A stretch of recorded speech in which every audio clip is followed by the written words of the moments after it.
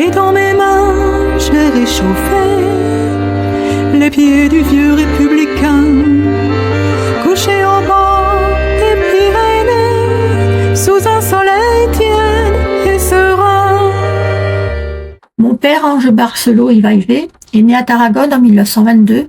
Il est décédé en France en 1967 des suites de sa déportation. Il avait 45 ans. Comme tant d'autres, il est passé par le Pertus le 6 février 1939. À l'âge de 17 ans, il est ballotté d'un camp à un autre. Commence alors l'exil de milliers d'Espagnols fuyant la dictature franquiste. En 1940, il quitte le camp de Brignoles dans le Var, où il avait rencontré ma mère, réfugiée elle aussi avec ses parents et ses 2 frères. Il s'installe à Tours pour y travailler, mais le 29 juin 1942, il est arrêté pour fait de résistance, en même temps que Mireille Mustet, ancien ministre républicain, qui sera assassiné à Mauthausen le jour de la Libération. En décembre 1943, la section spéciale de Paris juge l'affaire des Espagnols. Cette section est chargée de réprimer par des procédures expéditives et relevant de la justice d'exception les militants du Parti communiste clandestin. Cette section a été créée après l'attentat du métro Barbès, où l'aspirant Alphonse Moser est tué par un jeune communiste, Pierre-Georges, dit colonel Fabien, le 21 août 1941. Cette même section a jugé ceux du groupe Manouchian. Entre-temps, il a passé près de 2 ans à la prison de la Santé, avant d'être remis aux autorités allemandes en mars 1944 et envoyé au Frontstalag 122 de Compiègne.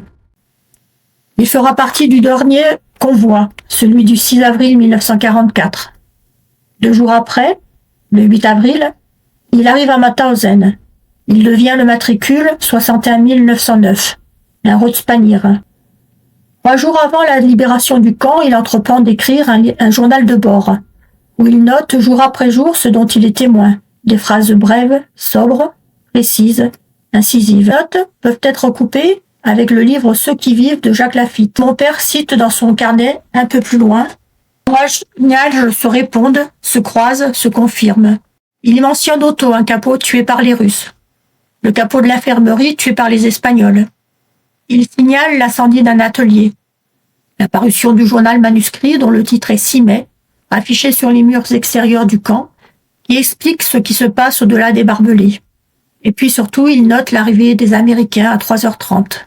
Il décrit le transport des cadavres à travers le village par les civils, les arrestations des Allemands par les Américains, l'extraction des corps de la piscine, la parution d'un autre journal dont le titre est Oi et le gala des Français.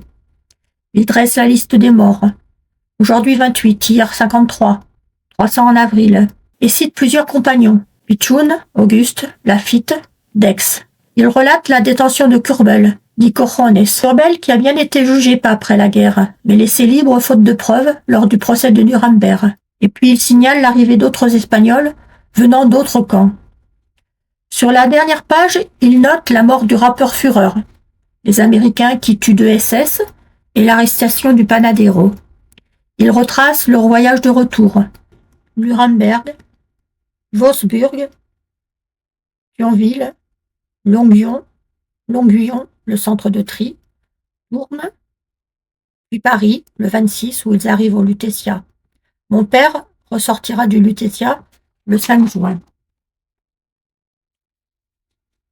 Ce document, écrit jour après jour, est un témoignage de première main. Il raconte la vie des déportés espagnols et de tous ceux qui ont survécu. C'est un récit qui illustre le destin des Espagnols doublement exilés. Ceux qui, ne pouvant rentrer dans une Espagne franquiste, ont dû reconstruire leur vie en France. Ces récits, celui de mon père, celui de Lafitte, et ceux de nombreux autres Espagnols, réfugiés, déportés, préservent la mémoire et transmettent la réalité de la déportation et du retour. N'oublions pas qu'il est encore fécond le ventre. Los moros que trajo Franco en Madrid quieren entrar, mientras queden milicianos, los moros no pasarán. Mientras queden milicianos, los moros no pasarán. No pasarán, no pasarán.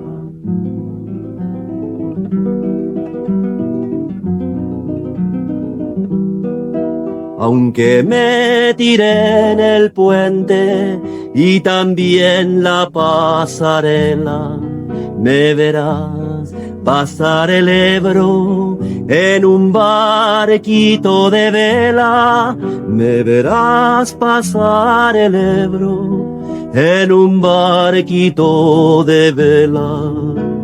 No pasarán, no pasarán.